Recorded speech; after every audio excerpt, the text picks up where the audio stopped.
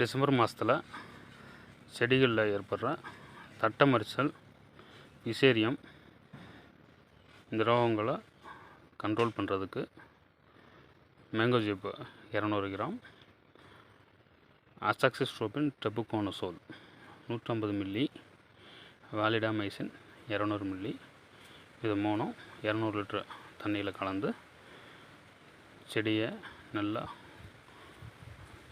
நுனி இலையிலிருந்து தூர் பகுதி வரைக்கும் நல்லா நனைச்சி அடித்து கொடுத்துருக்கு. நீங்கள் உங்கள் தோட்டத்தில் என்ன மாதிரி மெத்தடை ஃபாலோ பண்ணுறீங்க அப்படின்னு கமெண்டில் சொல்லுங்கள். வீடியோ பிடிச்சிருந்தால் லைக் பண்ணுங்கள், சப்ஸ்கிரைப் பண்ணுங்கள் நண்பர்களே. நன்றி, வணக்கம்.